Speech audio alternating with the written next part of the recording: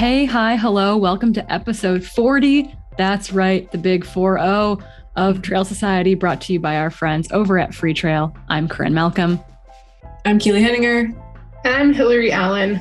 And everyone remembered their names once again today.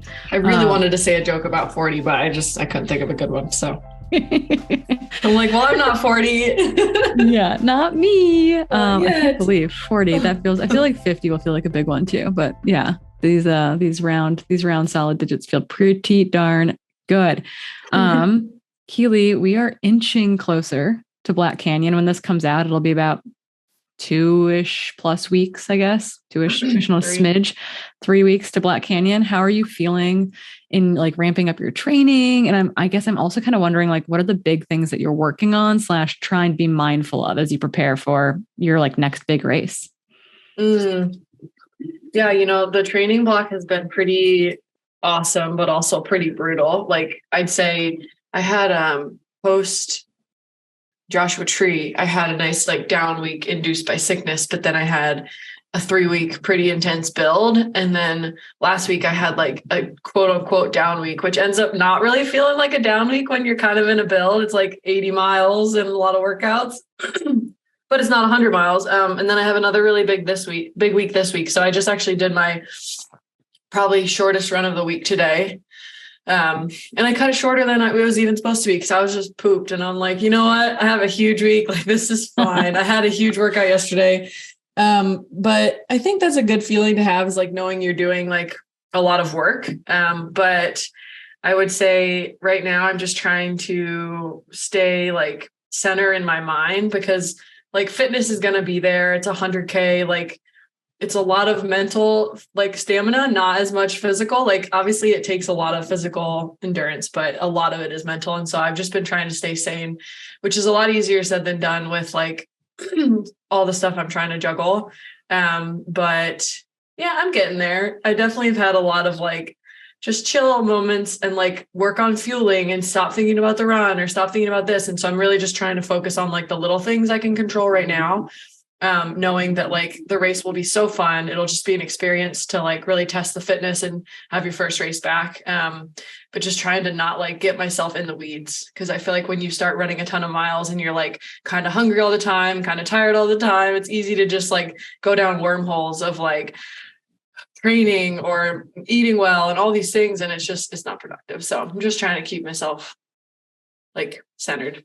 Yeah, you got a couple more weeks yet before you start to question everything you've done or not done. So that I don't normally have that problem. Oh, lucky. We're lucky. I just feel like your fitness is your fitness. It's more just like I feel like I just get anxious for the race because I'm like, I just want to go. Yeah, I like the ambivalent. I feel like I'm really ready to race when I'm just kind of like ambivalent about racing, where it's like I'm not excited and I'm not nervous. It's just like I just want like, let's do it. Like, which feels really lackluster, but I feel like when I'm in that zone, that's a good zone for me to get to a start line in. Totally. I was talking to Dylan about this last week. He was like, were you just like so nervous for Western States last year? And I'm like, honestly, I was so stoked to just start running because that's like the only thing I wanted to do. Yeah. That was the easy part. Yeah. You're like, all the hard work's already done. Hillary, you just recently released your race calendar publicly, which, race calendars change sometimes, but I kind of love it. I love, we're seeing announcements of new sponsors. We're seeing announcements of race calendars. And I kind of love getting to see like the race calendar layout from people in our sport, just because you're like, oh, heck yeah. Like something to get really excited about. So what's on your 2023 race calendar officially? Yeah, it's, I don't know. I figured might as well just like throw it out there to the universe. It's like, yeah, things change. You never know, nothing's guaranteed, but I think it's fun to have goals to work towards and see. Also, it's kind of really cool to see who else is going to be at the same events as you. Instead of just like wondering who's going to be out there. So the first race, well, actually, I do like, obviously we know this, like I'm pretty into bikes as well, but, so I'm doing like a mix of things, but actually my first, race, it was inspired by the Brooks Athlete Summit, going down to Mid-South in Silver City, Oklahoma to do a 50K, run and then a 100-mile bike ride the next day. So I think there's going to be some Brooks athletes down there. I'm hoping Sarah Cummings is going to do a run ride combination. Claire Nichols, she's one of the athlete managers at Brooks, and she did the double last year. So she's going to do it again this year. So it's cool to there's a lot of Brooks trail runners who do the cycling and running thing. So trying to get some people out there to kick off the season. And then my first big one is Canyons 100 miles. So doing the inaugural 100-mile races, with Cape Town and now this one. Yeah. Just making sure that they're fine for everyone else that will come behind you. Out. Yeah. And then, some other gravel bike races, but the main running ones are Lavaredo, the 120K. I have a long history with Cortina, but I've never gotten to do the long race there. So I'm really excited. Yeah. And then I think, I was there, Keely, when you did it. And obviously I did the 50K. I remember seeing you at this amazing restaurant and pizzeria place. And you're like, I don't want to run long again. And now here you are crushing it for Western states. It's very different. Well, no, I know, but it's just really funny to hear you say that. You're I feel like I don't want to do it at its core. Oh yeah. The goldfish memory of all training. Yeah, and that Hillary is setting you up for UTMB, presumably. Yeah, exactly. Did you get into UTMB? No, so I didn't get into the lottery. I got the lottery, but I didn't get selected. So we'll see if going out, basically doing the raceway in. Top 10 at Canyons gets it because it's the Continental Championship. So it's not top 3 the there. 100 mile. Okay. 100 mile. Yeah, I didn't get into UTMB either. I also applied just for fun because I was like, this is my last summer before med school. Might as well. But I think, and who knows, what they're going to do for adding in those allotted entries based on your ITRA score. So we both could be getting invitations regardless if we actually get a race entry in. Oh, interesting. But I also just wanted to kind of do these races at this time of year. And it was just kind of a bonus that it was all brought to by UTMB. So, and then some gravel bike races in there too. Another race that I'm really excited about is a stage race out east in New Hampshire. And it happens it's part of the 50K national championships. Yeah. The last day is the USATF 50K champ. So I'm going to be super psyched for all the fresh legs that are going to be out there on the last day of my stage race. That's so cool. I love it. How long is the stage race? 75 miles over 3 days. Oh, wow. That's a lot. 20 something, then the 50K. Well, that's awesome. That's a great little training block. Yeah. It'd be cool. You camp along the way. Oh, sick. It'd be super cool. Is it a Trans Rockies-esque? They put your camp up for you or? Mm-hmm. Yeah. Oh, fun. Like that. Yeah. And I love those kinds of things. I've done it. Yeah, I've done Trans Rockies, and then I've also done it in the style of gravel biking with the camps in between. It's super fun. Oh, fun. So, yeah. What's the race called? Ragged 75 and 50K. Ragged. Yeah. Awesome. So East Coast listeners, Ragged. That's where we're going to find Hillary this summer. Early August, just sweating it out over there on the Beast Coast. Perfect UTMB prep. Just sweating it out for 3 days. That's what I thought. That's awesome. I finally figured my shit out. I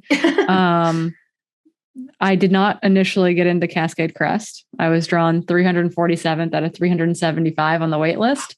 So way down there. So it's a fair lottery. Let's put it that way. But friend of the pod, really good friend of mine, Devin Yanko, is good friends with the race director. And she knew that I would never ask to get let into the race because that to me is I don't know. I these race directors want competitive races. I really want to do Cascade Crest, but I didn't feel good going to the race director to ask about it.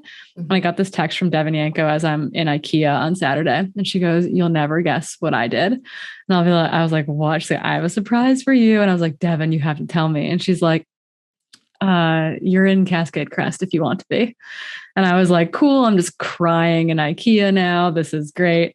So I am officially doing Madeira, I believe at the end of April. I'm back to Madeira for round 2.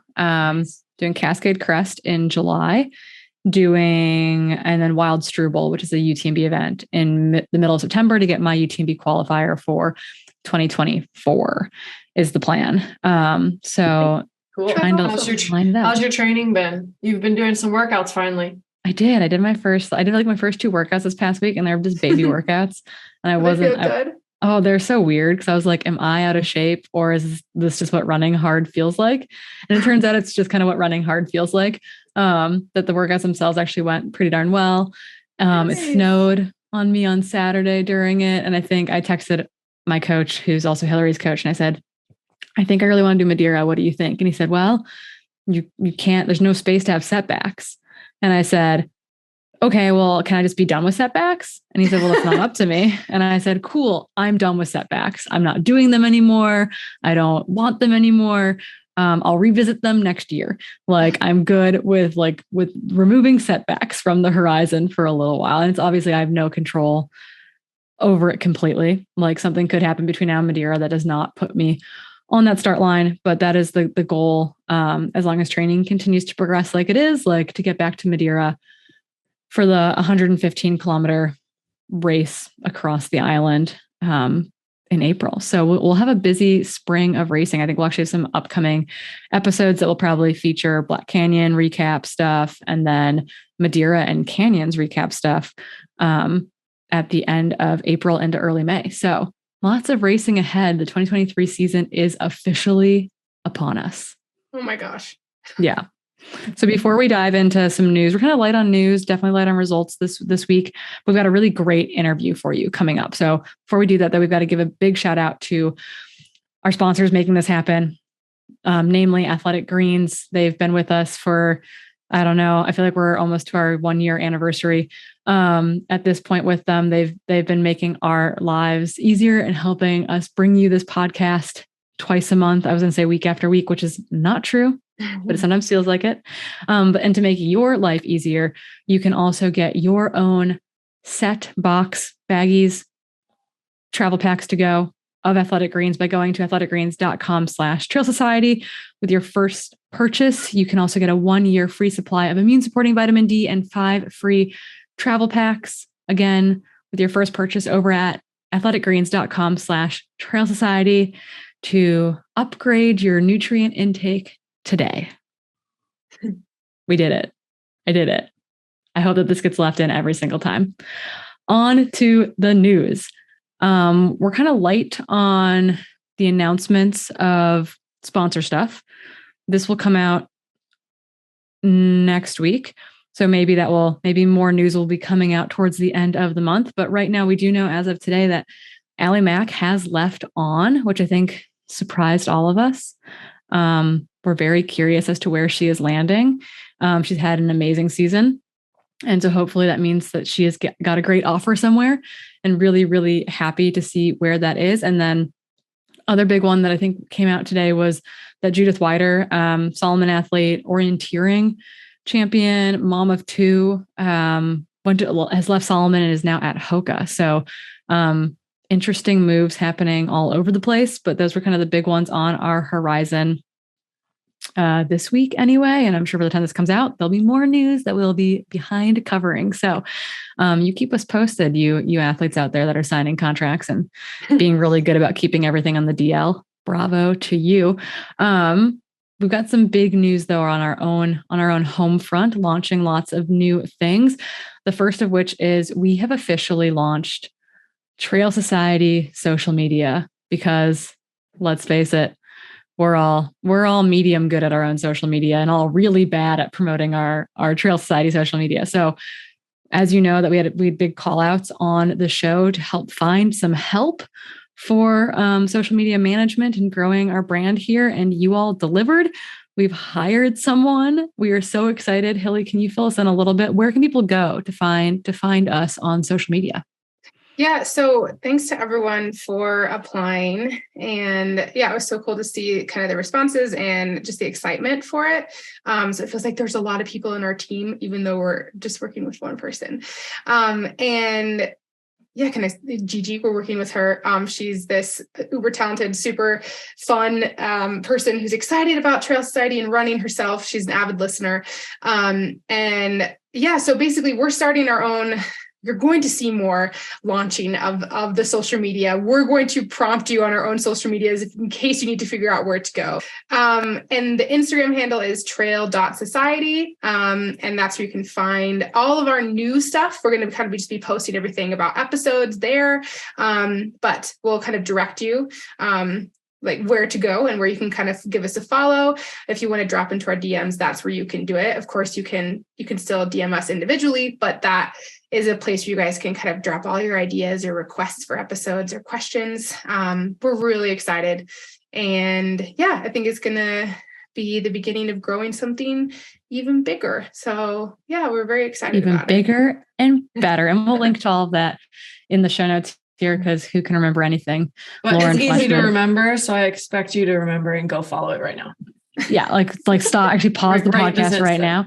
Are you listening? Instagram, yeah, pause the podcast. Society, go to Instagram. Super easy. Like, follow, subscribe. We believe in you.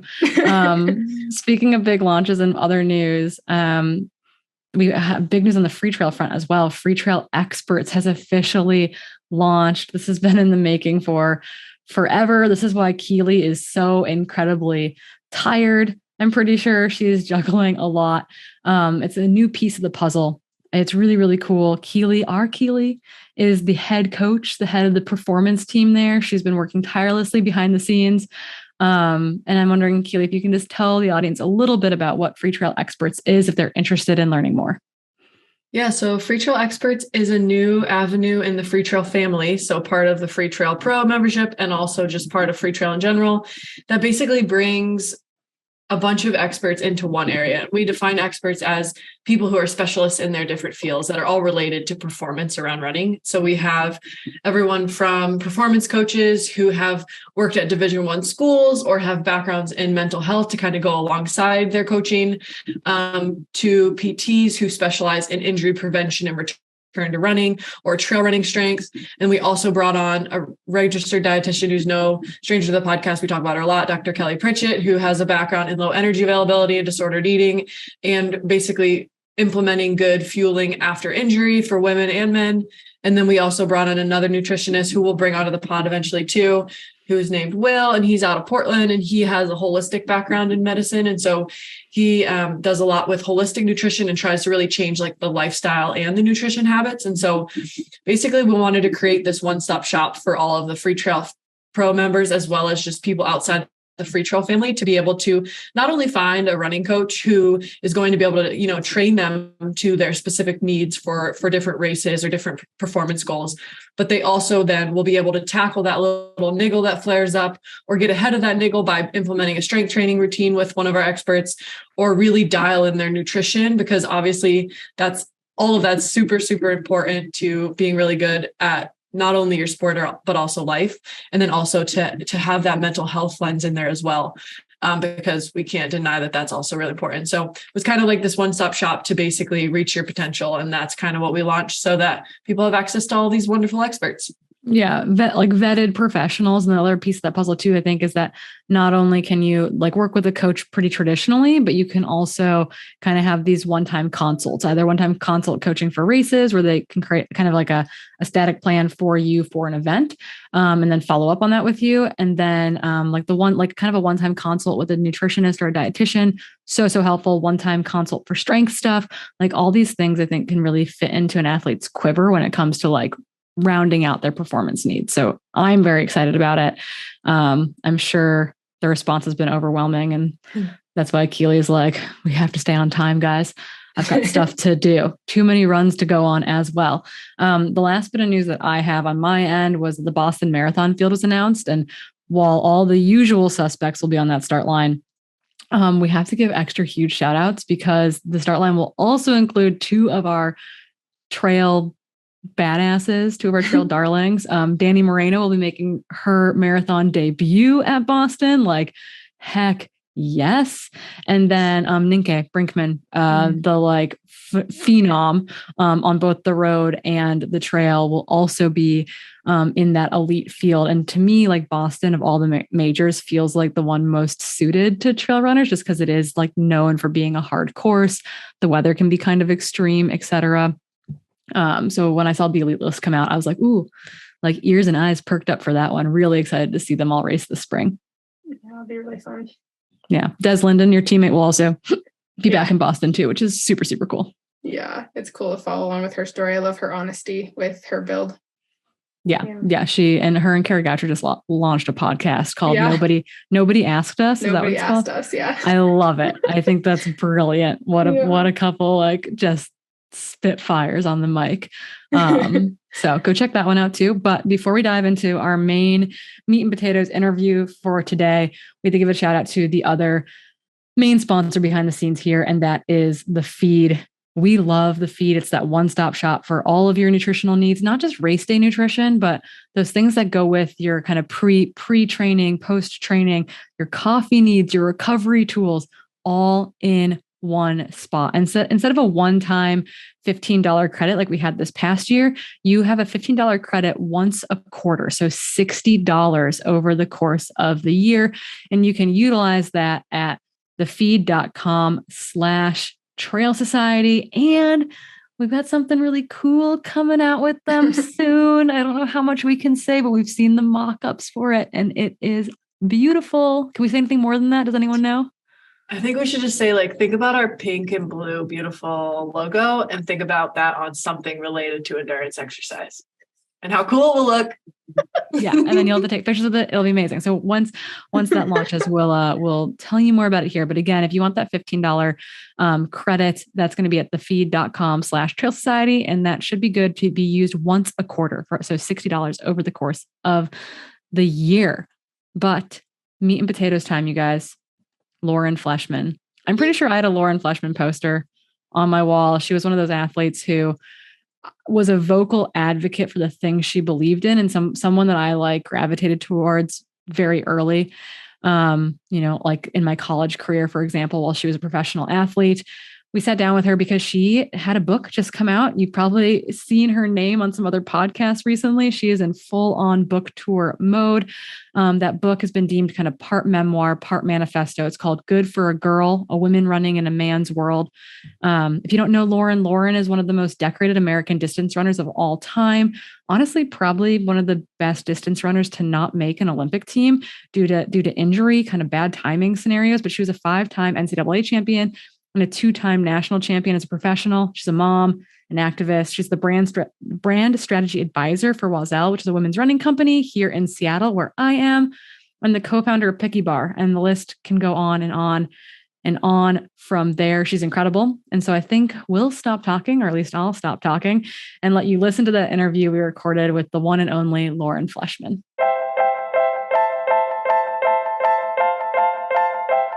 I'm Lauren Fleshman. I'm a former professional track and field and long distance athlete and an elite coach of women elite runners at Little Wing Athletics. I'm the author of the new book, Good for a Girl, A Woman Running in a Man's World. We're so happy to have you on the podcast. I think I was texting Keely or someone else and I said, we're interviewing Lauren Fleshman, and I'm so excited and so very nervous. And we're happy that you could join us. Today, we're going to talk a little bit about your book, but a little bit about really like your career and Little Wing and family and all those kind of things that make up the many hats that you wear. But to start, I think the first thing that I was thinking about was, taking on this challenge of writing this book. It's a huge process. And I'm wondering what initially kind of kicked off that writing process for you, made you really want to write the book. And then if that evolved over the course of writing the book, because I have to imagine it was fairly cathartic.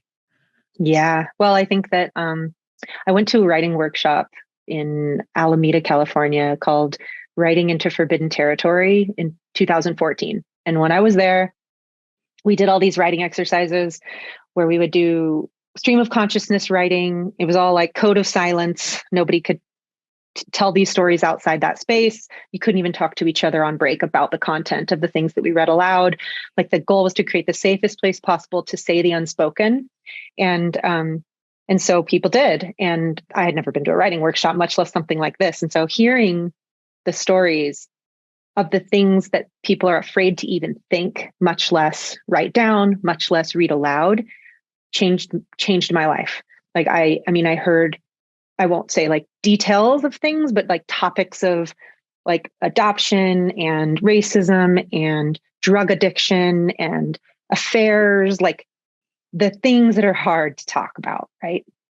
Desire, loss, like all that. And when I thought, wow, what, especially as women, so much of our lives are forbidden territory to talk about. So many of the things that shape who we are and what our inner landscape looks like on a daily basis. And I, of course, thought about all the things in running, in the sport that I love and in the institutions I went through that are the forbidden things to talk about. And a lot of it is just like basic female-bodied experiences and the like insecurities that we face, the things we feel about ourselves, say about ourselves to ourselves. And from then on, I thought, wow, how cool would it be if I could like find a way to be brave enough and have enough experience to feel like I could give a voice to some of those things in the running world. And obviously that was like 9 years ago. So it took a while. And maybe in retrospect, I'll wish I waited 10 more years, but I did it. I did something. Here it is. Yeah. Well, I won't lift it up. You know what it looks like, but, and then you said, what was it? Cathartic? Like, yeah. Yes, like, did it evolve too? Like, did your why behind putting pen to paper change over the course of like turning many, many words into an actual book? Yeah, for sure. Like, I think that my initial why was like, okay, there's all this evidence that's out there. Like every year there's more newspaper articles about a young phenom that like that then later disappears. There's abuse happening on sports teams, and some article comes out about that every couple months. The gender pay gap, like all these things, like we read about them. And then there's studies about REDS, and there's studies about female athlete triad, and there's studies about menstrual dysfunction. And those are all academic papers, and they like barely make it to the consciousness of the public. And so it's like people are working hard in their little areas. And so my original intent was, okay, I know what story can do. If you can like give a pulse to something and give somebody some shoes that they can step into and run with, and then show them all the things, that's much more likely to affect hearts and minds. Like that's what changes my mind on things, is other people's actual stories. So I thought that the intent was, I'll give a life and a pulse to this hard work that people are doing to like bring this to life for people. And then they'll be motivated to change it. Like there'll be like a something to rally around at a particular time. And all those stories that have already been told will get like a second wind. And all those researchers working around in their corners might have people interested again or something. Like that was my best case scenario. And I think that what evolved from the book was like, as I was working on it, was just how hard it was in reality to tell the stories. Like I was like, oh shit, like, damn. Like, and then thinking like, did I invent that? Like, did that really happen? And that's the thing I'm hearing the most from women in my DMs right now, is like, I'm so glad that you told those stories, because like, there's a certain amount of it that I had convinced myself I had made up because none of us spoke it aloud. And now I'm realizing like, no, it was real, it was real and it still affects me. And so I think that as the book came into being, I was realizing like, oh, this is going to be the case for other people too. Like it's going to be painful to resurrect those things and to put words to them, but then it will also be like affirming that you weren't the only one. It'll become a conversation starter for some people who will then be able to talk about it for the first time with someone. And I've also received some really cool messages like that, like a mother and daughter who like the daughter's been out of college 5 years, and she and her mom finally had like a real conversation where they both talked about body image, and they both talked about eating disorders and like their own journeys with it they'd never spoken about before. And I think about like how powerful that is, just to have like a reason to say it. Yeah, I think we've experienced some of that over the past. We've been in existence for like a little over a year now. And I think we've had several episodes that have really hit home for folks, because so much of the female-bodied experience is like in the shadows, is secrecy, is taboo. And I just think that, yeah, giving people a voice or of not feeling alone is so critical, like mission critical for many of us. I think the book is going to be a major vehicle for that for folks. I hope so. I think about like Me Too, and that's just such a great example of like, I bet like nobody expected there would be millions of stories, right? Like men were probably just like, what the, This happens to you? This happens like, oh, every one of my female friends has a story. Oh shit. Oh, I have done things. Oh, I'm the other problem? Yeah. Like, yeah. But those are those necessary reckonings. Like I'm not of the mind that we need to like do public burnings of everybody who's ever done anything wrong. Like that's never been my approach. It's like, yeah, there's some really bad actors that need to be held accountable. But for the most part, it's the water we're in. We have to raise consciousness. Then we have to feel safe enough admitting we screwed up and not being defensive, which keeps us from learning. And like, we're all culpable in some way in the environments that we're in. Right. So I think just like normalizing that and that open-mindedness and the like ability to change and be human is a really important takeaway from this book that I hope people see modeled in my character, that I screw up and I have to like, I'm part of the problem. And so I hope that makes it a little easier for some people when they're reading it to take the similar steps.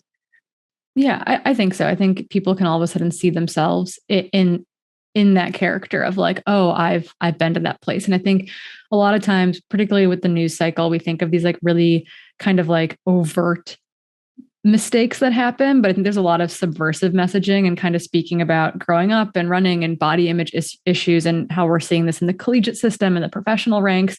But I think we're all culpable of the subversive messages, either as a parent, as a coach, as a teammate, of the like, oh, you look fit, or oh, you look fast. And then that is coupled with this like unrealistic expectation of what in particular young female bodies are supposed to look like. And I'm wondering if you can kind of walk us through that experience for you as a young athlete, as a collegiate athlete, as a professional athlete, and how you saw that manifest and change.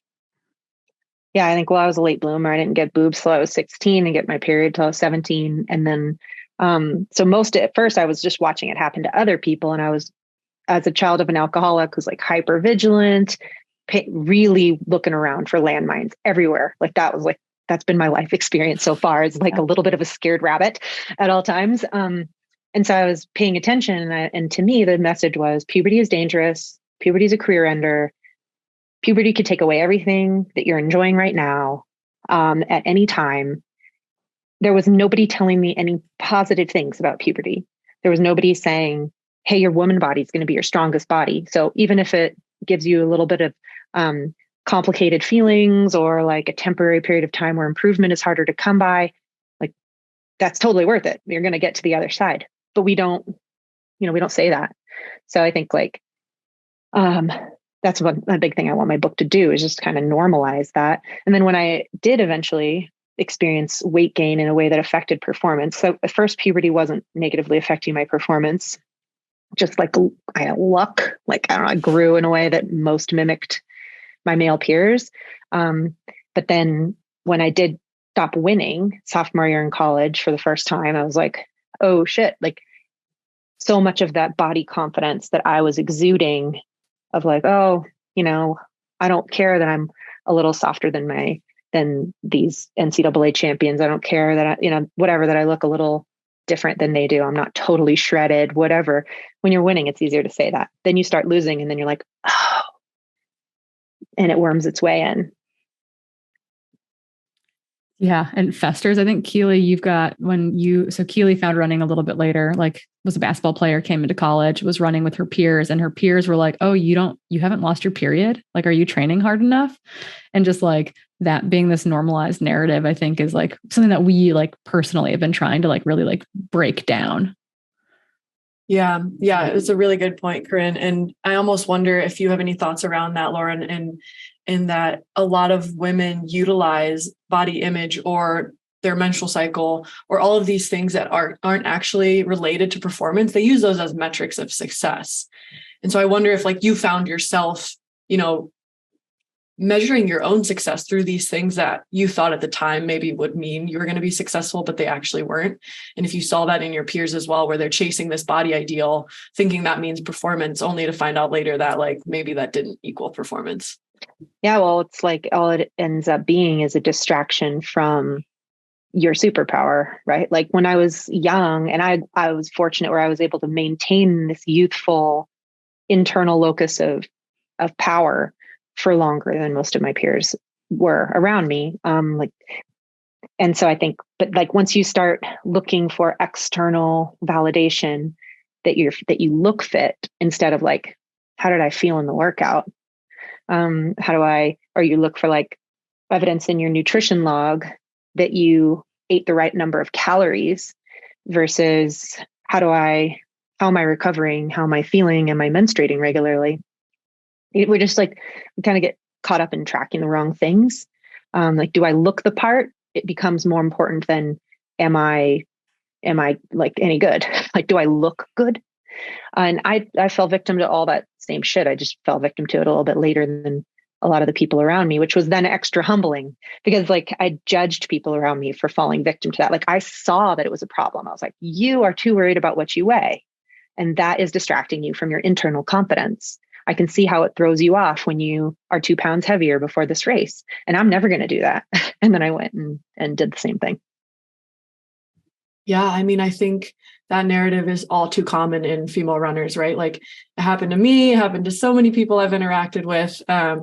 And I think we all come to a place of reflection where we're able to see the other side, where we're like, oh, actually, my performance is actually how I need to track how good I'm getting, not like how many calories I eat or how many pant sizes I go down or whatever it is. And so you have like a point of inflection where you were in this disordered state of thinking for a while where you were tracking this body ideal. Did you have a point of inflection where you finally kind of saw the other side and realized that that was not what you should be chasing? I did, but it wasn't linear. Like, I wish it was like, oh, I knew myself through running and then I lost myself, but then I found myself and then I never lost her again. So like the book painfully in some ways shows just how I continue to lose myself. Like I'm like 2 steps forward, 1 step back, 2 steps forward, 1 step back, because that's actually how change happens. And, but yeah, like it feels so frustrating to have to learn the same lesson multiple times. I think that's why most of the effort needs to be put in on the front end for the next generation of athletes, where when a female athlete learns about physics and VO2 max and how that relates to body weight and body fat, they are also learning at the same time the risks in using that number as some sort of gold standard and the limitations for the female body. And like how when they're learning about race weight, they're learning about how absurd that is for female body people to use that metric because our weight fluctuates day to day, week to week, month to month, and it should. And if it's not fluctuating, that's a problem. So then we can kind of call bullshit on a lot of these things that we're sold as like handy, objective measurers of success when we want to be good. So we're like, we want those easy things that we think will tell us we're good. We want them. But like my high school coach was so awesome. And it's like, he was the reason I was able to get through so much of college without developing an eating disorder, because he told me in the same breath, yeah, sometimes losing weight can make you faster, right? But, and then he told me, this is what an eating disorder can do. And like long-term, the most important thing you can do is string together consistent years. And if you develop an eating disorder, you're going to get injured. You're going to lose time. And any short-term gain you might have experienced, you're going to pay for like 4 times after that. So it's way better to just like, you cannot compete with consistency. And so for years, I had his voice in my mind when the other messages started creeping in. And so his voice lasted as a counter argument for quite a long time. But then you get far enough away from it. And if you're not hearing counter arguments at the same time, like all the time, it's harder and harder to fight against those forces. Those coaches are just like a dime a dozen. I feel like we need more of those humans in our lives. The good coaches really stand out. And unfortunately, it feels like there's a larger pile of probably not bad coaches and probably not bad intentioned coaches. Mm-hmm. It's more this like disconnect between what they think athletes need and what they actually need, particularly, I think, when you were talking about female-bodied athletes. And I kind of want to dive into Little Wing and setting up this, this ideal of like the things that you were missing in your own career in sport, things that you saw were lacking for female athletes, where male is so commonly the default for everything. Mm-hmm. We don't have the shrink and pink things. And I'm wondering kind of, what were those things that you thought were specifically missing in like broader professional sport that you could bring to a program like Little Wing to foster, next generation talent? Well, I think the first thing was just like, we cannot look at high performance in this little vacuum. Like, you don't stop being a human when you show up at practice and now you're an elite athlete and you talk about everything through a 1% lens and optimizing and this and that and this and that. You can say the same words to 10 different people and they're going to land in 10 different ways, depending on their childhood upbringing, their trauma, their culture, their religious beliefs, like whatever their high school coach said to them, whatever a dude on the bus said to them 15 years ago. Like, you're throwing seeds into soil that you had no control over before they got there. And so you have to view performance, or I decided that I needed to view performance through like a much broader lens. I needed to be really aware of all the forces at play in female-bodied people and people who identify as women in our culture.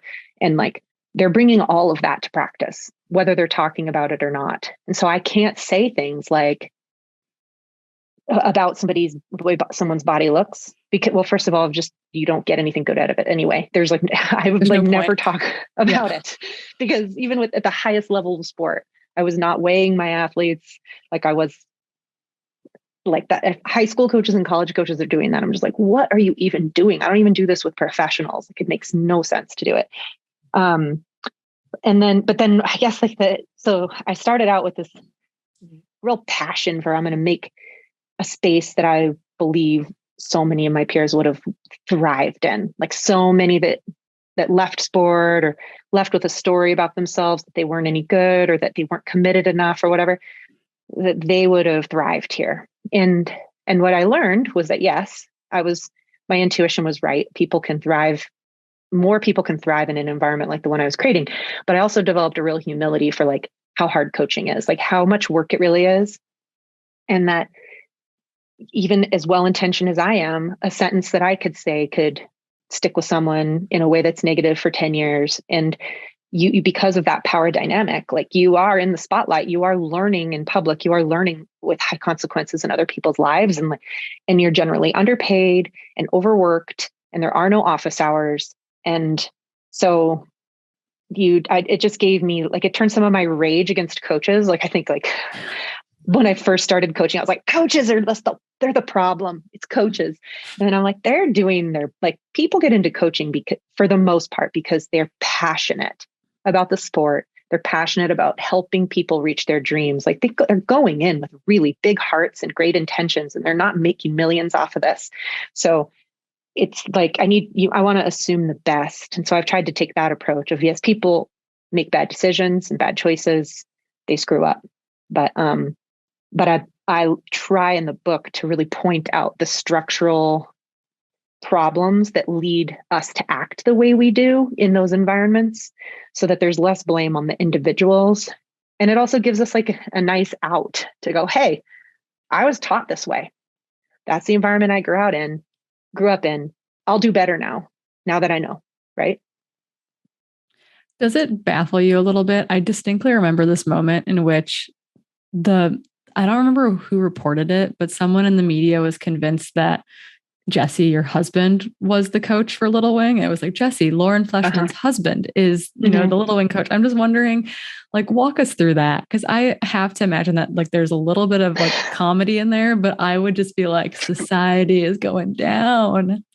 Yeah, this was on letsrun.com. I'm like, this is like, they claim to be, the hub of the sport. And I just remember when they wrote that, I thought, this is what we're up against. It is so difficult to imagine a woman elite coach of a group that you're more likely to assume my husband, who has never raced professional track, never coached, is the coach than me, the person with the years of experience, right? Like, that bias was stronger than even I thought it was. I did laugh. I was like, this is so ridiculous. I can't, like, is this an April Fool's announcement?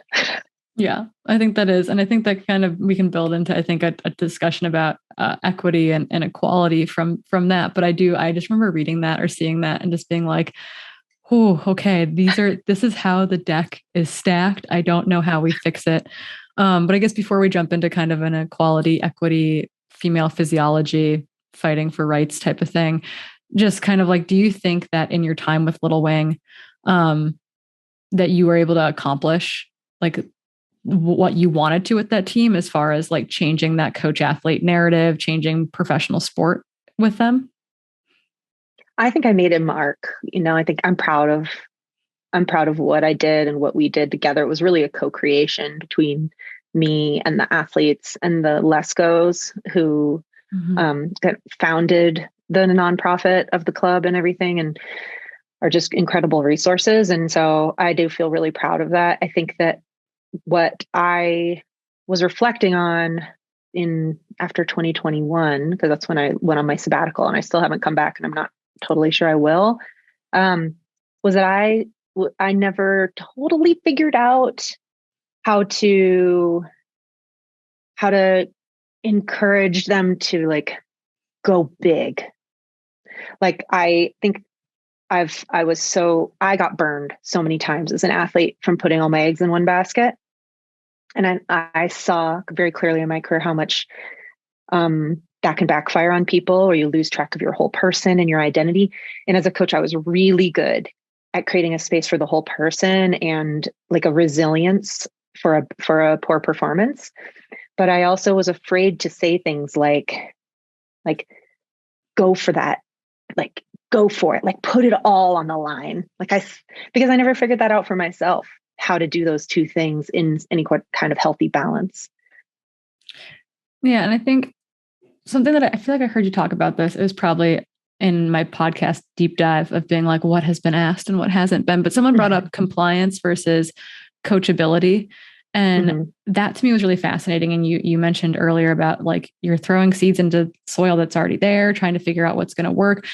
Do you think that some of that of like understanding how to take a big leap is that I have to like, I'm like reflecting on my own athletics here too, to be being told you're compliant, being told you're coachable because you'll just listen, and instead of listening to your own body, instead of being okay asking questions, like that is so shunned as like a young athlete, as a high school athlete, as a collegiate athlete, as a professional athlete, like as a woman in general, has to be a hurdle, right? Like, do you think that that is one of those barriers, particularly for women in sport, of like, that goes against what we've been taught for generations? Oh yeah. Well, the good girl is like a hugely important way to have mobility in patriarchy. If you can't have the power, you have to behave in a way that keeps you adjacent to power. And so coachability is like the way that shows up in sport, but it also shows up in like the corporate world, right? Like I saw some tweet, I can't remember exactly what it said, but it was some person posted, this person put on their resume, like, doesn't cause any problems, goes above and beyond and does what I'm told without creating drama. And they were like 100% chance a man would never write this on their resume. Right. But like, that's considered a good quality for a woman. But I'm not dramatic. I won't make waves. Yeah. But yeah, that separates you from yourself. If you are training yourself to be essentially like a compliant dog that will come when whistled to, it will work until it doesn't. It will work for mobility until there's the time when your body is telling you something different than what they're telling you. And you haven't flexed the muscle of believing that voice, listening to that voice, and articulating that you have a different idea or a different need because you're afraid of getting in trouble. You're afraid of losing proximity to power. You're afraid of losing favor. And you also like just don't even fully trust that voice. You've outsourced it. You've outsourced your wisdom, right, to somebody else. And if you practice that all the time, then you have to retrain yourself to listen and trust the voice inside you. Here's to raising difficult daughters. I think that's the new mantra. I don't have a daughter yet, but that's going to be the goal. Here's to raising just really difficult daughters. Because I have a little bit of a follow up to that. Real quick, I think it's really fascinating because it's like this balance between, at one side, you're able to finally be in tune with your body, right? And you're actually able to listen to yourself. And maybe that means going against your coach. And that might allow you to reach your own potential. But like, how do the athletes then build the confidence they need to like seek that true potential? Because they're not getting that external gratification from the coach, but they are potentially, able to reach their potential because they're not overdoing it and not being a slave to the coach. And I'm just wondering how, if you noticed that at all with Little Win, maybe you didn't see them strive for like this crazy, crazy, scary goal, but I wonder if you noticed any differences in their demeanor with success or with pushing themselves, where they no longer were strapped down by this narrative of like, I must do this a certain way, I must look a certain way. And therefore maybe they were able to push themselves to new heights, whether that was, in running or in life. And I wonder if you noticed that at all with Little Wing. I did. And to like kind of revisit that previous point, they would dream big and they would come to me and say, I want to break 2 minutes in the 800 and I want to do these things. The problem was that I had a hard time going, yes, you can go big. You're going to do it, because instead I was already worried about them being devastated if it didn't happen. And so instead of meeting them that way, I would be like, but it's totally okay if you don't. Like, the athlete also needs to just hear you're their coach. Like, they want to hear, yeah, like I believe you can do that too, with no other words. Like, I just don't need to add the other words. And that was unresolved stuff in my own self, because it did destroy me if the dream didn't come true, because I didn't have the tools during my career for most of my career. Right. So that's what all of adults do as parents, as coaches. Like, we act out our unresolved shit on the people who are entrusting us. And we have to continue with the responsibility of working out our stuff to kind of stop that cycle or minimize it. We're going to screw up. It's fine. We're not perfect. Yeah. That's the not perfect piece, I think, is incredibly important. So I want to talk a little bit about how, like, it's this to me, like, I've been thinking about this for like, I don't know, probably a decade now, was that we fought to be equals with male peers for forever and ever and ever, right? We fought to be equals. And then we were like, because we fought to be equals, we erased all the things that make us different and unique because we are biologically complex. And I'm wondering how you feel personally, and how the sport itself too has like run up against this now of like, it doesn't work that way. Like, we need equity. Yeah. But at the same time, like, have to identify like where those differences actually lay. Yeah. Well, it's super, super tricky. And I think that there's really good reasons why we minimized our differences for a long time. If difference has been the tool of the oppressor, right? So if you point out a difference, then that is used as evidence for your further exclusion and oppression. And that's happened with race, ability, sex, gender, everything for a really long time. So we have tons of evidence that if you point out a difference, it will be used against you. And the big, like, massive gains of the 70s with the liberal feminist movement that resulted in Title IX and resulted in us getting our own credit cards, like these like basic things that I cannot believe were not in place for so long. Those were gained through an equality. We're the same, like beating the drum of like, we are just like you, like emphasizing our sameness as a way to prove our humanity, so that the people in power, who at that point were even more predominantly male, it was like probably 99% of senators, that they would then go, oh, okay, well, you are basically me. Okay. Yeah. It's harder to keep you down when you make that argument. And when you listen to a lot of the like inspirational messages of that time, even like in civil rights movement, there's like words like colorblind and just like stop seeing race and stop seeing gender and let's all just be the same. But then after those created gains and access and stuff like that, and like eliminated some legal barriers, there's been enough time now where we're seeing like a wave towards something else, like that you're talking about with equity, to truly have an equal chance to thrive, not just an equal chance to participate, We have to look at those differences, acknowledge those differences, respect those differences. Like Allison Desire's like, I want you to see my Blackness. I want you to see that I am a Black woman. Like, if you aren't seeing that, you can't create a safe space for me. You can't create a truly diverse, inclusive space.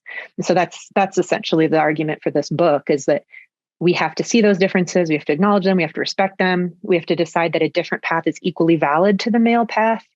And we are only now in history reaching critical enough numbers where I think we feel safe to do that. The Me Too movement was evidence of that we're finally big enough numbers in these spaces to say, we don't want to be massaged at our desk. Okay. And then with sports and sex-based differences, there's the complexity of trans athletes in sport and how currently we're in a climate where sex-based differences are the tool of oppression for people who are like fighting for anti-trans bills and trying to harm trans people in general, right? And so it felt very dangerous and tricky to write about these sex-based differences in a book in this climate where I was worried it could be used as evidence to harm a community that I believe should be included. But then if you don't acknowledge the sex-based differences, then you can't address these problems that are harming this whole other group of women, right? So like all women are being harmed and we're not all being harmed in the same way, but we need to be like fighting alongside all the different groups, and there will be conflicting rights or conflicting things, and we'll need to work through them, but like not talking about them at all is not doing a service to anyone. Yeah, we have definitely seen how putting things in a black box and not talking about it is not really an effective coping mechanism for humans historically. Okay, so we've talked a lot about NIL deals on the podcast. Again, that's name, image, and likeness that has really gotten off the ground in the past year for the NCAA. And it's great, right? Like NCAA athletes are used for their name, image, and likeness all the time without reaping any of those rewards or benefits. So on one hand, like, yay, go young athletes. On the other hand, we are, I think, now really seeing how this could be very harmful as well. Most recently in the news, you had young LSU gymnast Livy basically get like super harassed. Super harassed is like probably not the appropriate term. Very much like her and the other gymnasts at this meet in Utah were definitely harassed by like throngs of teenage boys who felt like they were owed something due to like knowing this person from social media. And this athlete happens to be one of the athletes bringing in like the most amount of NIL deals right now. And I just like, I'm watching this value add to college athletes where they can now finally make money off their name, image, and likeness, but also can't help but feel that we're putting young professional athletes into this area of being monetized, sexualized. And I'm just like seeing the spiral of like how this is going to impact a lot of mental health in young athletes. And I'm wondering how as a society, we can find a balance of like supporting collegiate athletes without putting them in this pressure cooker of like having to be monetized to be successful. Oh, so it's infuriating because, yeah, like you say, it's complex. There's wins and there's losses in this win. And when I heard, I think it was Tara Vanderveer was talking about how athletes are being granted these contracts based on appearance on the female side, way more than on the male athlete side. And that does just further compound all the shit we've been trying to dismantle. Like, it's just like, oh, here's yet another place that we can bloom this archaic thing we know hurts people, and for an even younger group of people. And it feels impossible to regulate without just taking away the financial opportunities for the athletes.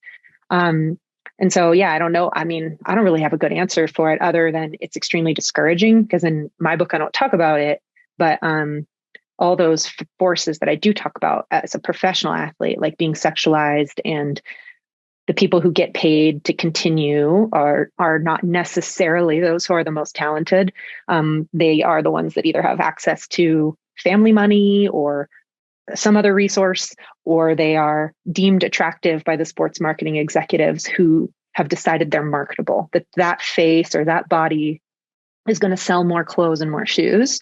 And that those ideas of what attractiveness is are inherently racist and white supremacist and ableist, and that makes it harder to change those things, right? Because now the stars that you're showing and all the advertisements are further ingraining those ideals.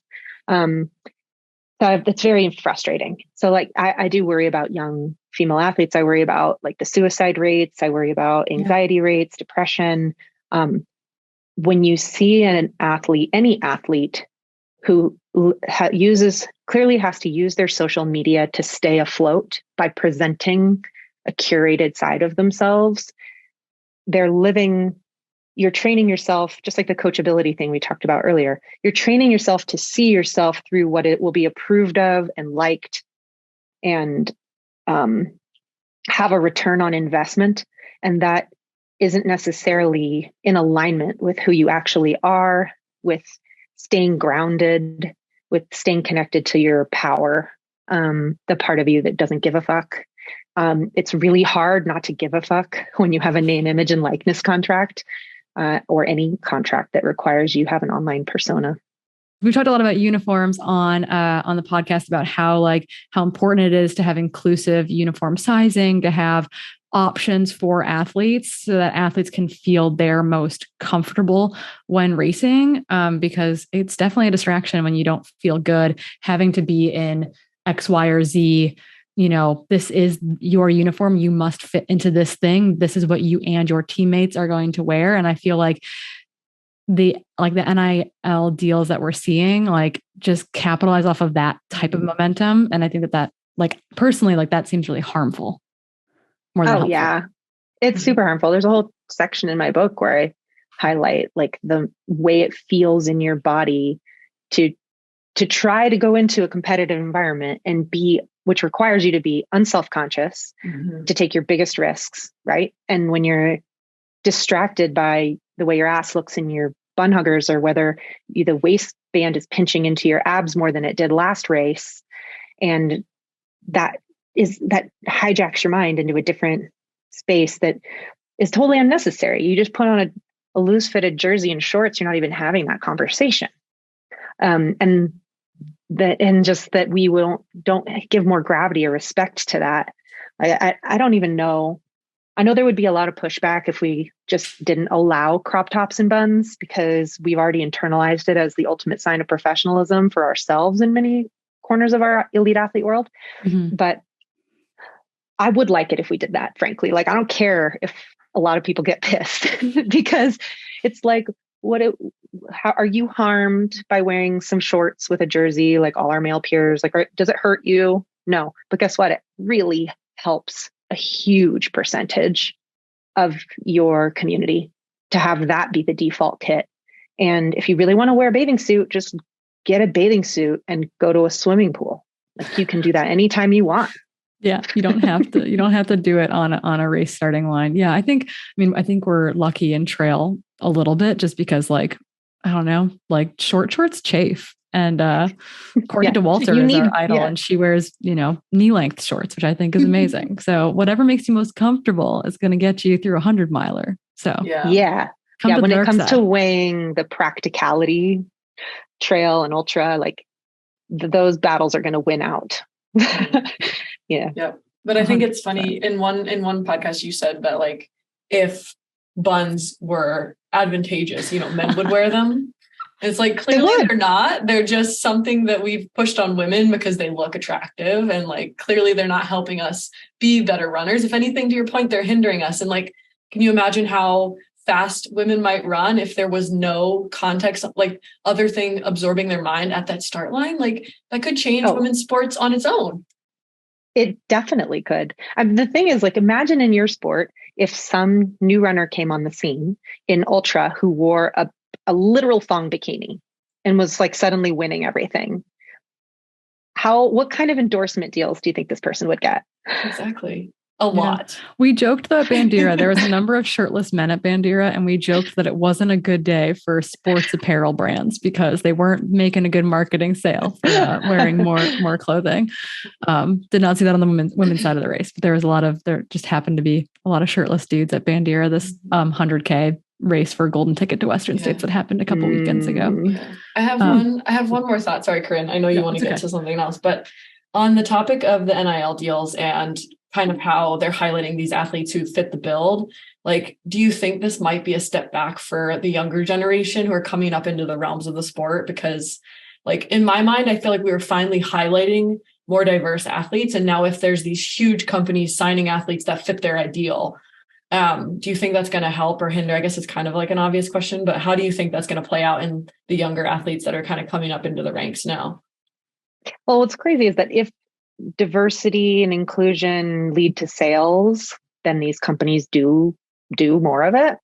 But my concern is that diversity and inclusion are a trend. They were a marketing trend for most companies, or is they're like the ethos, the central core ethos of a small percentage of brands. And beyond that, it's a marketing trend. Women in general are a marketing trend. Like I looked at REI recently, had this whole thing about women-owned businesses, and they did a big thing on women-owned, but then now it's gone. And like they're not paying attention to women-owned anymore. They're not, what happened to all those women-owned companies that they were like landing contracts with for those 2 seasons that they aren't anymore, right? So that's another version of what we're talking about with, can it cause a backtrack in the gains that we have made in the last few years? And yeah, and it will, unless that there continues to be market forces motivating them to choose a diverse array of bodies that versus go back in time to the 1980s.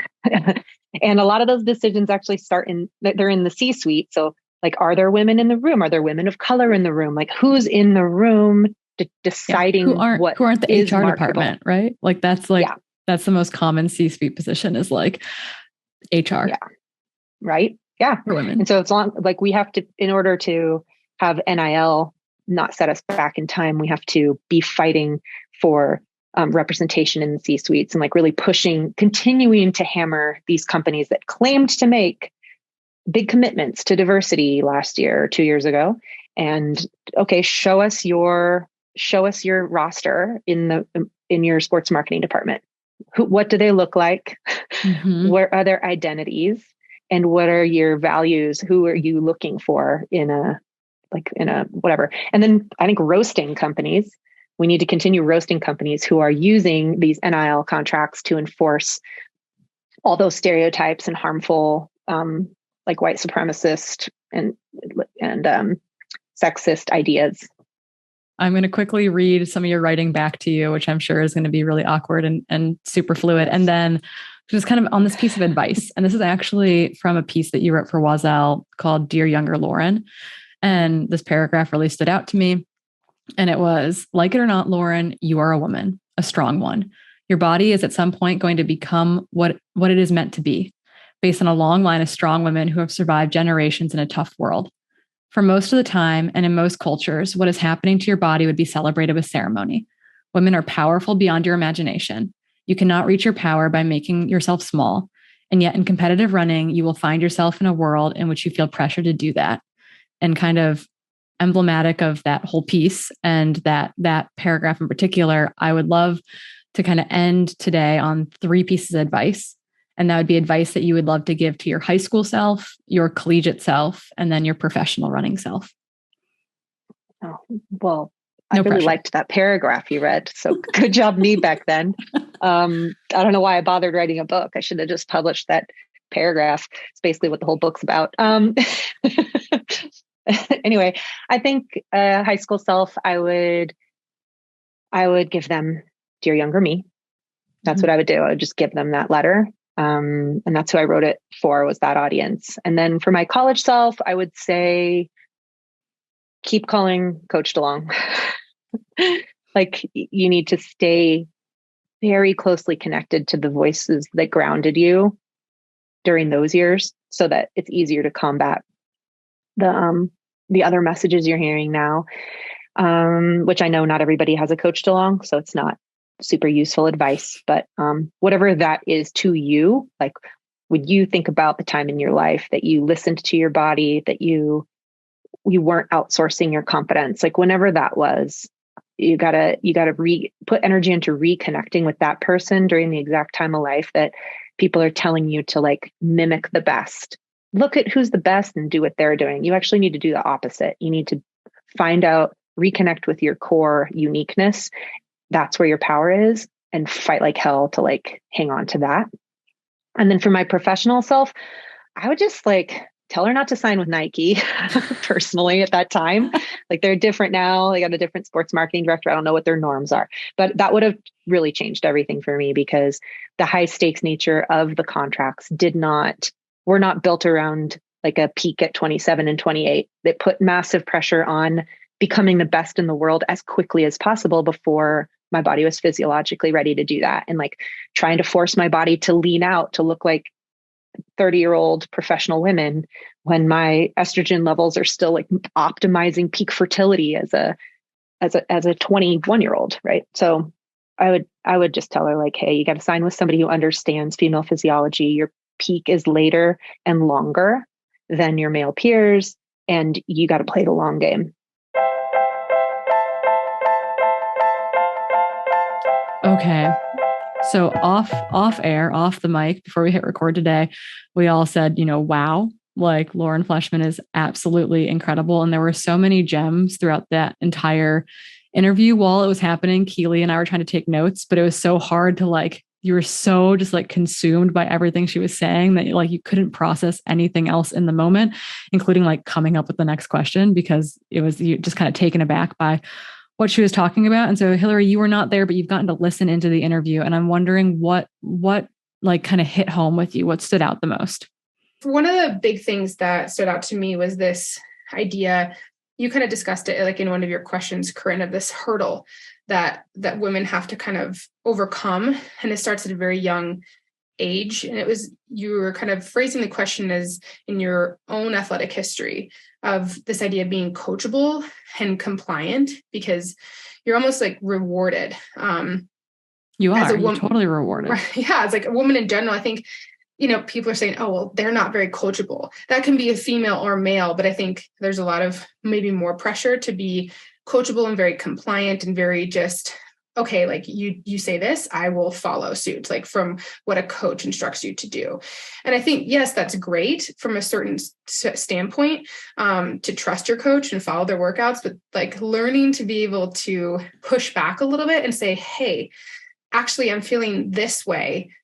Can we do something different? Like learning that confidence to almost stand up for yourself. This is like a way where you can actually become more in tune with your body. And you can it's a way in which you can reach, I think, your true potential. And I think it's like a balance of being able to listen to your coach, but also having the confidence to be able to push back a little bit. And I think that takes, and she talked about this in the interview too, it's like a very special combination. But it also just kind of goes into even outside of sport where women are told to not be too loud or too, off the beaten path or like stray from the norm, to not be bossy, to not be, you name it. And it's not just women. She talks about it in other avenues as well. But I just thought it was really interesting because, yeah, I mean, it's something that I've had experience with this as well. Just like how do I find my own voice? And I've had to learn that as an adult through my own athletic endeavors, but it was really interesting. Lauren's trying to, help younger athletes and younger women find that voice sooner. Yeah. What I thought was interesting too was that, think like reflecting on being coached, but also coaching athletes. Like it's really easy. Like how can a coach or an adult better allow for self-advocacy, right? I think is part of that question. Like, like an athlete asking you a question about why they're doing what they're doing isn't to shut them down. Like isn't to question your authority.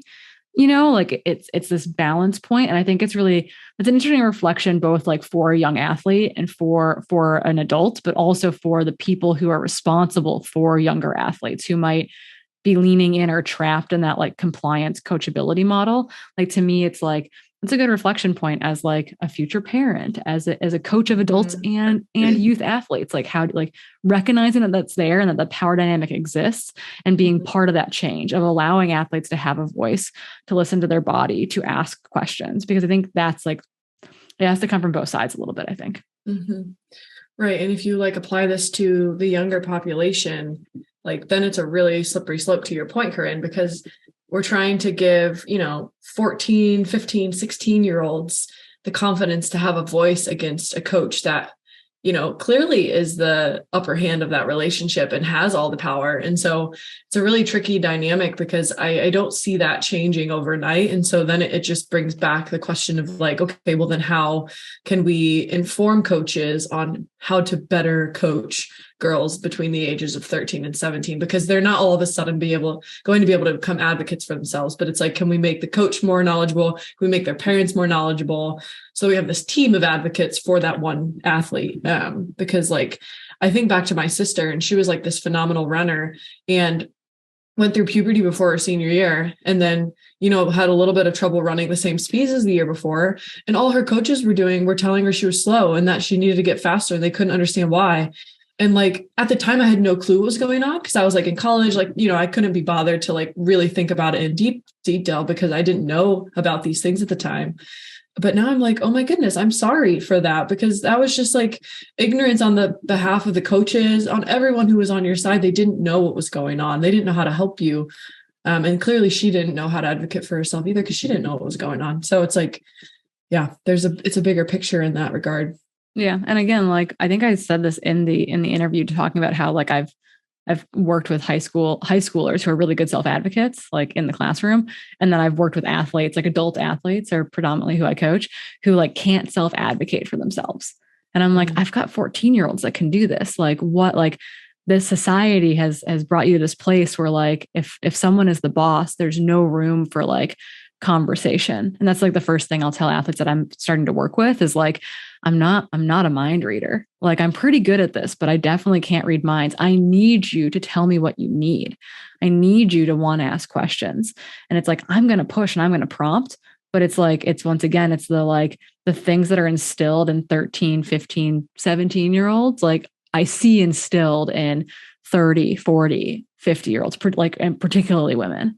Mm-hmm. So it's just, it's full circle, right? Like it's these things, the cycle has to be broken somewhere.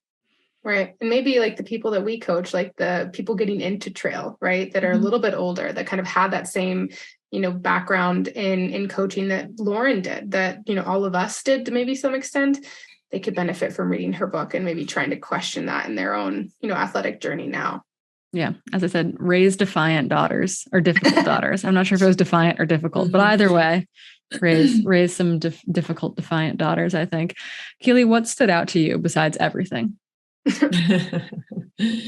I just think that the discussion with Lauren about body image and how, in her book and in other interviews, she talks a lot about how girls are kind of forced to wear these uniforms that if you're not dealing with your own body image issues very well, like are going to give you so much stress at the start line because they're very revealing. Like the uniforms you have to wear to run cross country or track and field in college typically are showing your midriff, and typically the bottom is typically like a swimsuit bottom. Right. And it's like, if you're not super confident in yourself, or you're just like right on the edge of like, oh my gosh, if I could look a little bit better in this, then I could run faster, or you feel a little self-conscious in there. I had this aha moment where I was like, oh my goodness, that is so much stress before an already stressful event. Like when you're running something like the 5,000 meter or the 1,500, you're pushing your body to its extreme. And if you're already starting at an elevated stress level state because you're really self-conscious, or even in the slightest, like I can only imagine how negatively that would impact your performance, and how if we can change that, where maybe you don't have to wear those things and you can wear whatever the heck makes you feel comfortable. Like maybe that's just changing the whole playing field. Maybe there's going to be girls who are just throwing some of these times out of the water because they're now all of a sudden so free. And that was kind of like an aha moment for me in the conversation with Lauren. Yeah. Like, oh my goodness, we haven't even started to tap the potential of female athletes because we put like, there's these odd barriers up there as far as like, just, not putting athletes in the best place possible to run their absolute best. Yeah. And I think it was so funny because Lauren, I forget if she said it to us or in some other podcast, but she basically said, if this was performance enhancing and advantageous, like men would be running around in little Speedos as well, but they're not. They're not. So, no, I think we touched on this. I think you brought this up, but yeah. Men aren't running around in Speedos. Besides Corey Woltering. Corey, we see you. Okay, that's true. We see you. Yeah, that's really cool. But yeah, exactly. Yeah. And related to all that too, it's like something that she said in that same exact vein, Keely, is that it's all a distraction from your superpower. It's all a distraction from if you're thinking about, oh, like I could, if you're thinking about weighing something or looking something different, then that's distracting you from your performance. It's distracting you and it's costing energy. And that's all related to it, right? And if you can kind of get out of that mindset, she even spoke of like this. She was like, oh, I'll never do that. But then she kind of got caught in the same trap. Yeah. So I think it's something that's really hard to do, but yeah, it can be so freeing and liberating. And then you can actually really concentrate on what's important. And that's trying to get the most out of yourself in a performance. Yeah. And then I think what stood out to me, and this is just like the inner nerd in me, I think it's something that I've thought about for a long time, is like the fight for gender equality has now also led to this, like, we actually had to change that on its head and be like, well, but we are different. Like, it was like this fight to be like, we're the same. Let us compete. Our uteruses aren't going to fall out. We can run marathons. And then it's like, but we're biologically complex and we don't want you to shrink and pink everything. And we have different needs, which is also valid. Like, all these things are valid, right? Like we deserve the same rights. There's some thing going around on Instagram right now. And it was like, why are divorce rates so high? And it's like, since 1980, it's like, because women can own their own checkbooks now. It's like, it's because we've advanced. So it's like, yes, we are equals, but at the same time, recognizing that we're biologically complex and diverse. And she pointed out that the difference has been the tool of the oppressor. And so we had to fight for equality so that we weren't oppressed, right? We can own land, we can vote, we can be independent people. The same thing has happened to, brown and Black populations for forever as well. And then now, she spoke really eloquently to her concern of like being really thoughtful of how she talked about these biological differences, because she doesn't want that difference to be the tool of oppression when it comes to non-binary athletes and to trans athlete inclusion, because like we need to respect these differences and acknowledge these differences, but also not exclude really important voices in the space. And I loved how beautifully she talked about like how her own views of inclusion have changed dramatically over her career and now, kind of post her professional running career. And I just thought it was really beautiful. And it like stirred up all of my inner nerddom of wanting to express these biological differences, but also understanding like how difference can be the tool of oppression and being acutely aware of that. We hope you enjoyed our interview with Lauren Fleshman. I know I sure as heck did. I think that was the most nervous I've ever been to interview anyone in my entire life. And then she made it really easy. Hopefully Keely agrees with me on that one. Yeah. But yeah, I think that's it. We've got some good ideas in the old, the percolator, which is a coffee term, I guess now actually, for interviews coming down the pipeline. Stay tuned for those. But before we wrap up today, we've got to go to Society Slam, a fan favorite. And after the episode where we talked a lot about cold weather running and kind of surviving winter in a way, we actually got a lot of really great DMs and input from you, the audience, some questions, concerns, clarification points, and or really good tips and tricks. And we've got some adjacent Society Slam of that today. Keely, Hillary, what do you have? Keely, you want to go first? I had a question come through. It's going to be a question kind of for you, Corrine, but I'm sure Hillary has some insight as well. Do you have any thoughts or warnings about what happens during the stages pre-hypothermia when you're running or outside for a while? I mean, I think this to me harkens back to just like being really cognizant of temperature regulation. I think on most runs, you're not really going to have to worry. But if you're going for a long run where the weather might be very variable, like this is where talking about bringing like safety gear is important, right? Like, do you have a dry, warm layer? Do you have dry gloves? Do you have enough supplies with you in case you encountered really slow terrain? Like on most average trail runs, which encompasses quite a lot of distances and weather and such. I think you're like, I don't worry about hypothermia. I do worry about getting caught out without proper gear. So that might mean maybe you roll your ankle and you really can't walk it in very fast, right? And you're getting really, really cold. So making sure you have kind of, maybe that's that space blanket in your pack, that extra dry layer, et cetera. I think those things are really important to remember to carry. And then also be adaptable. Like I think some of the most dangerous conditions are actually like 35, 36 degrees Fahrenheit, but raining because water cools you down really, really quickly. And so I've done runs on the North Shore of Vancouver. Like I had to do a 4-hour run in that weather. It was like 34 degrees Fahrenheit and raining, like the worst possible conditions. And so what I did is I did 2-hour out and backs. So I ran away from my car for an hour and turned around and ran back. When I ran back, I changed all of my like layers on my core. So I changed into a dry sports bra, a dry shirt, a dry jacket, and dry gloves. And then I headed 2 hours in the opposite direction and came back. And when I came back, I was so cold that I had to have a stranger in the parking lot help me take my shirt off. It's a very nice lady. I've had so many of those runs. But that being said, like, I've had to have people like help get PD's like harness unclipped before because my hands like aren't working. So it's like, be creative, be thoughtful, be smart, be safe. And I think for the most part, I'm not worried about like something sneaking up on you in the sense of like, well, what's an early warning sign for hypothermia? I'm more like, are you preventing a disaster by like having the necessary stuff with you for the run that you're headed out on? Because that's where people get into trouble is like you or your friend rolls their ankle really badly and you're 6 miles from the car and it's wet and cold.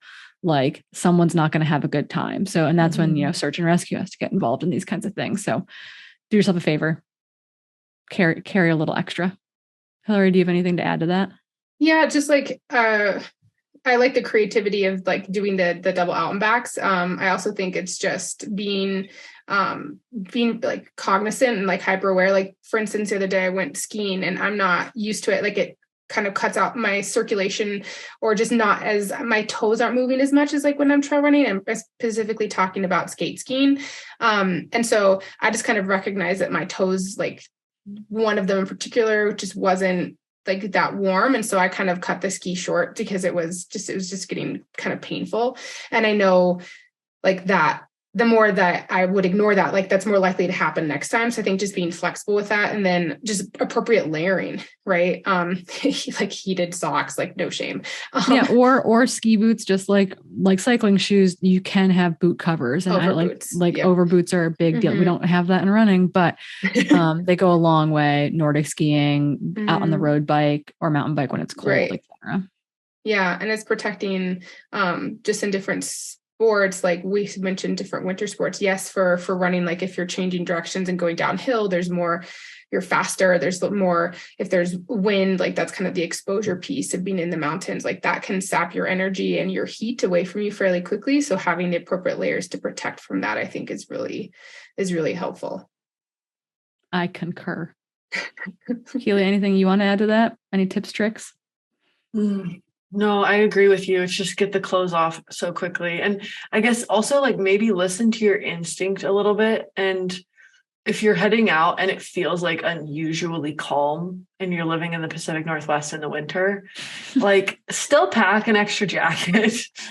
If you're out for a long run. Yeah, right? I've gotten caught in something where it's been like unusually warm and calm for like 2 hours. And then it just turns to like 30 and torrential downpour. And I was wearing like a sports bra and shorts at the time because it was so weird. And I feel like looking back, it's like, an extra jacket in the pack or whatever would have taken no extra space.